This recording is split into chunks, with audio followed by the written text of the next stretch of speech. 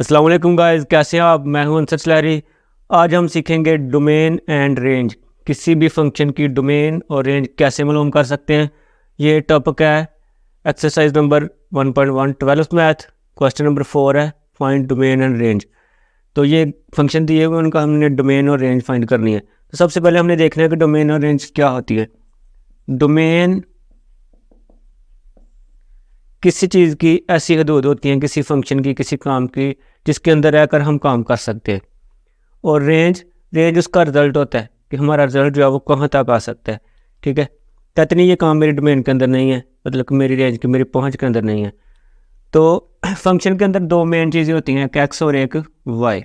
जो एक्स की possible values है ना, इनपुट वाली, वो डोमेन होती हैं, और जो आउटपुट वाली वैल्यूज़ हैं वो रेंज होती हैं।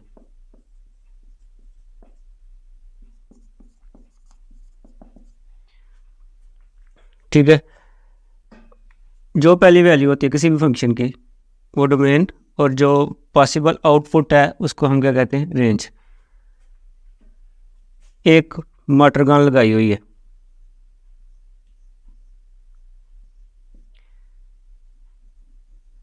तो जो इसके अंदर बारूद डाल सकते हैं, गोले डाल सकते हैं, जो कुछ इनपुट इसके अंदर है वो इसकी डोमेन है। जहाँ पे रखी हुई वो भी डोमेन कह सकते हैं एक्स की वैल्यू।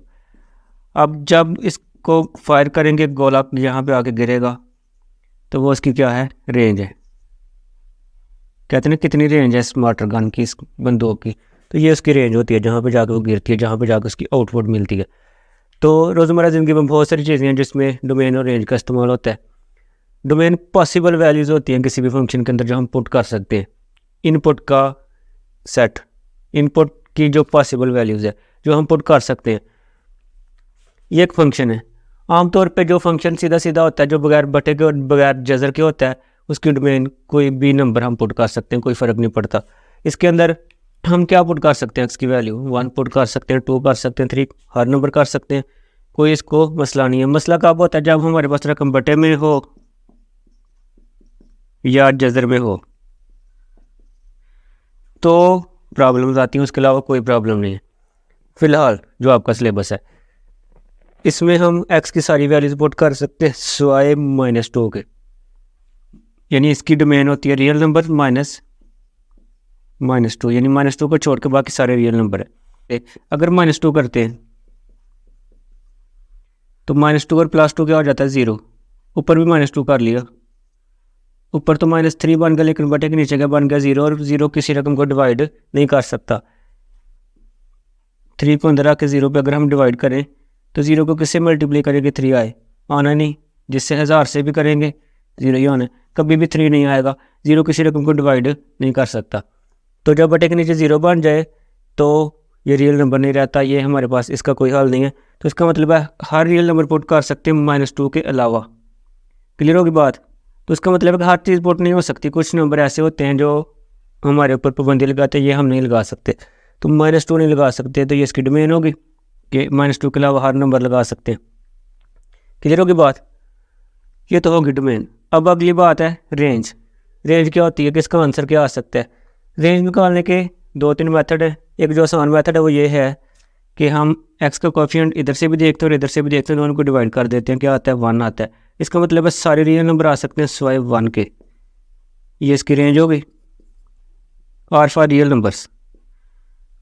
1 क्यों नहीं आ सकता, क्योंकि 1 तब आता है जब ऊपर वाली रकम और नीचे वाली रकम क्या हो, बराबर हो, और ये दोनों बराबर नहीं है। तो 1 तो नहीं ना आएगा, या 1 से छोटा आएगा या 1 से बड़ा आएगा, 1 किसी सूरत में नहीं आएगा, ये बात याद रख ले। तो इसका मतलब 1 नहीं आना, बाकी सब कुछ आना है, ये होगी रेंज। और -2 नहीं लगाना, बाकी सब कुछ लगाना है, ये होगी डोमेन। उम्मीद है आपको समझ आ गई होगी। दूसरी जजर वाली एक मिसाल है, x + 2 अंडर आ जाता है। इसमें हम x की कौन सी वैल्यू लगा सकते हैं, 1 लगा सकते हैं, 1 + 2 √3 आ जाएगा,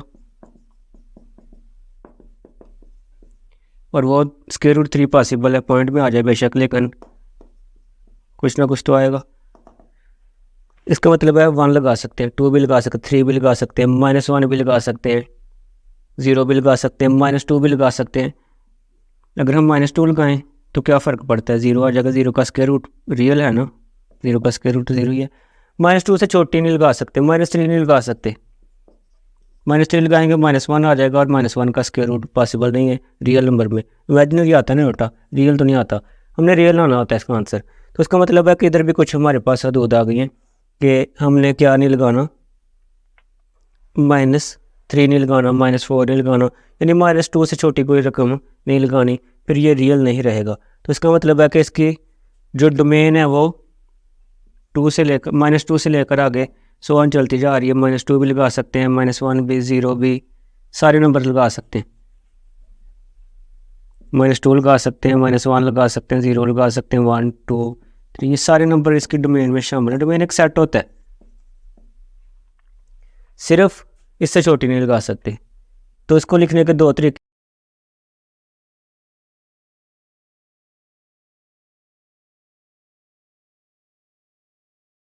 डोमेन के लिए ना इधर आपने दो चीज़ें याद रखनी है। अगर सवाल आ जाए जजर की शक्ल में x+2 आ जाता है, तो जजर के अंदर जो रकम है हमेशा क्या होनी चाहिए, ग्रेटर और इक्वल टू 0 होनी चाहिए, या 0 के बराबर होनी चाहिए, या 0 से बड़ी होनी चाहिए, 0 से छोटी नहीं होनी चाहिए। 0 से छोटी होगी तो उसका मतलब है नेगेटिव हो जाएगी, और नेगेटिव का जजर नहीं आएगा। ओवरऑल जितनी भी है सारी की सारी पॉजिटिव होनी चाहिए, मतलब कि 0 से बड़ी या 0 के बराबर। 0 के बराबर भी हो तो 0 का जजर निकल आता है। 0 से छोटी नहीं होनी चाहिए, मतलब 0 से बड़ी होनी चाहिए। तो +2 उधर जाकर -2 हो जाएगा। इसका मतलब है x की हर वैल्यू -2 से बड़ी होनी चाहिए, यानी -2 होना चाहिए, उसके आगे सारी बड़ी वैल्यूज प्लस इन्फिनिटी तक। आपको पता है नंबर लाइन के अंदर मेन चीज़ें, एक 0 होता है, प्लस इन्फिनिट और माइनस इन्फिनिट।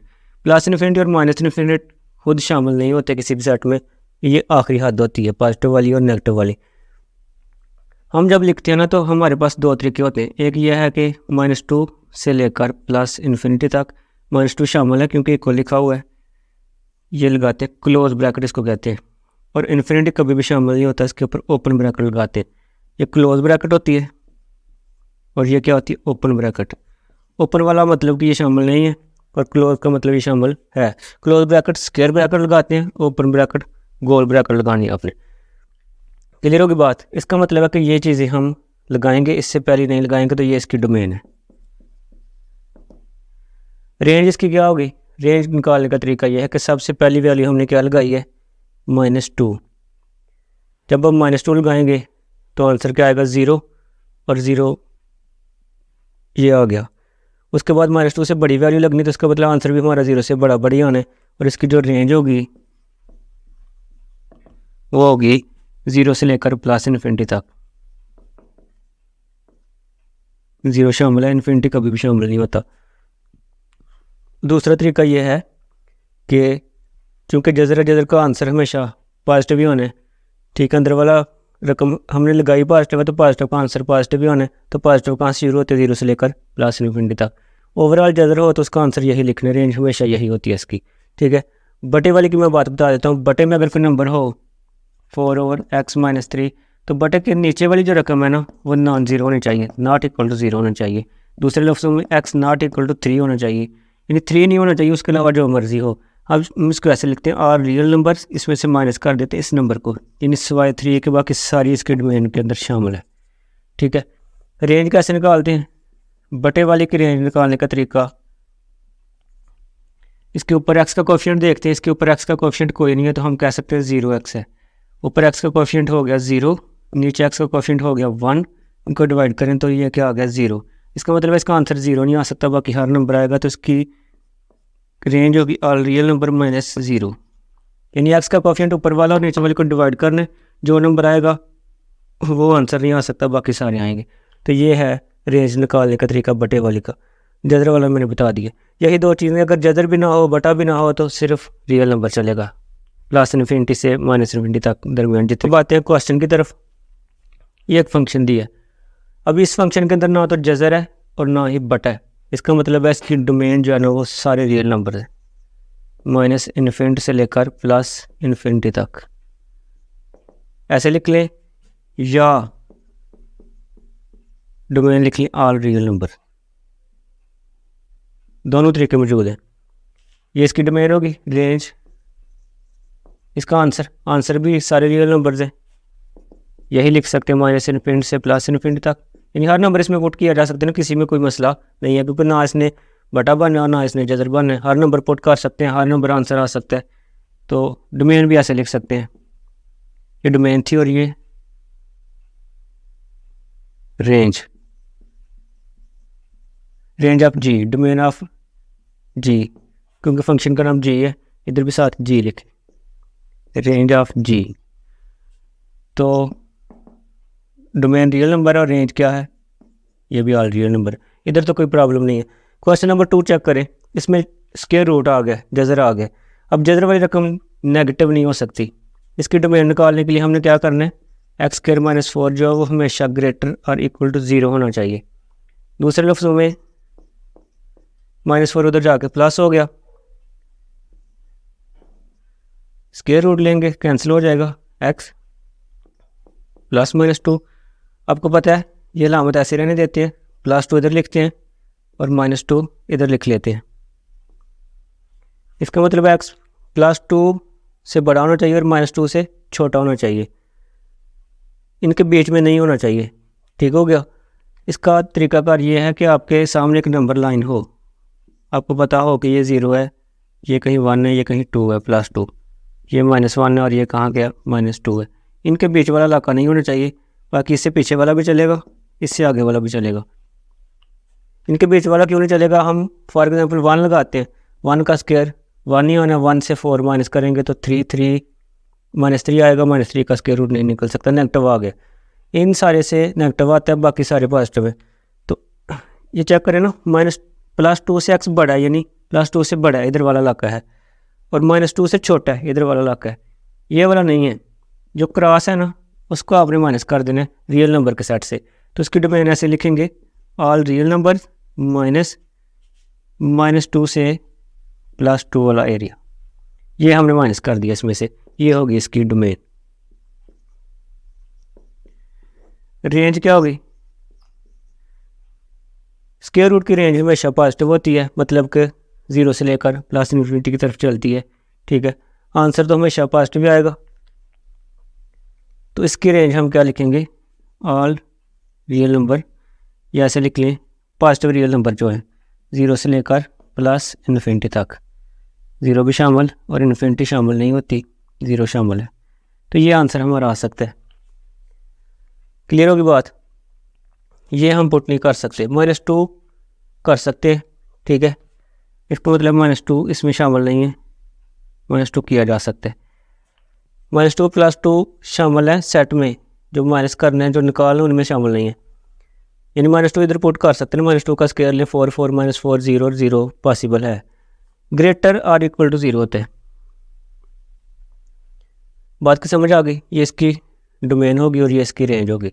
इजी क्वेश्चन है। एक बटे वाला क्वेश्चन करते हैं।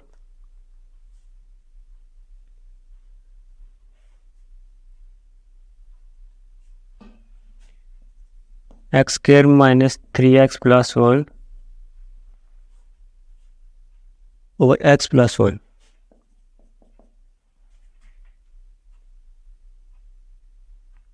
ये फंक्शन है जी। अब इसके अंदर बटा आ गया, जो बटे के नीचे वाली रकम है वो 0 नहीं हो सकती, बस ये याद रख लें। यानी x + 1 equal not equal to 0 होना चाहिए, यानी x नॉट इक्वल टू -1 होना चाहिए। +1 उधर जाकर -1 होगा, यानी -1 लगाएंगे तो बटे के नीचे 0 बन जाता है। तो इसका मतलब सारे रियल नंबर पुट कर सकते हैं सिवाय -1, रियल नंबर से इसको माइनस करने, ये होगी डोमेन। रेंज क्या होगी, रेंज के लिए थोड़ा सा इसको सिंप्लीफाई करेंगे, x², इसके फैक्टर बनाते हैं।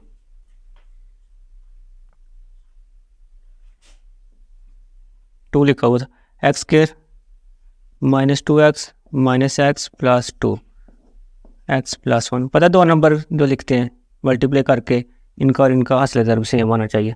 फैक्टराइजेशन जो करते हैं, x कॉमन आ गया, x - 2, इधर से कुछ भी कॉमन है तो 1 कॉमन, x - 2, बाहर माइनस है, अंदर अलामत चेंज हो जाएगी, x + 1।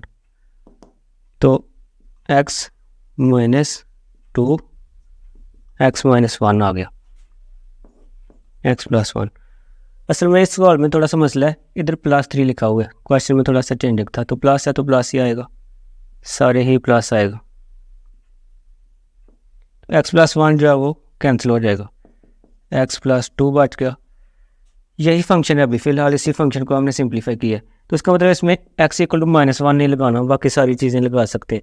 हमने चेक करना है कि -1 लगाने से आता क्या है। अगर हम इस -1 लगाएं और +2 तो हमारा आंसर क्या आता है 1। इसका मतलब है -1 नहीं लगाना, और -1 अगर लगाते हैं तो आंसर क्या आता है 1। तो 1 आंसर भी नहीं आना, क्योंकि हमने -1 लगाना नहीं और 1 आंसर आना नहीं।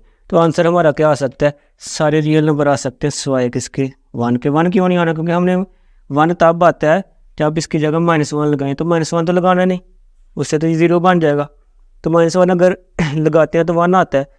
तो इसका मतलब 1 के अलावा बाकी सारे आंसर आ सकते हैं, ये इसकी रेंज है।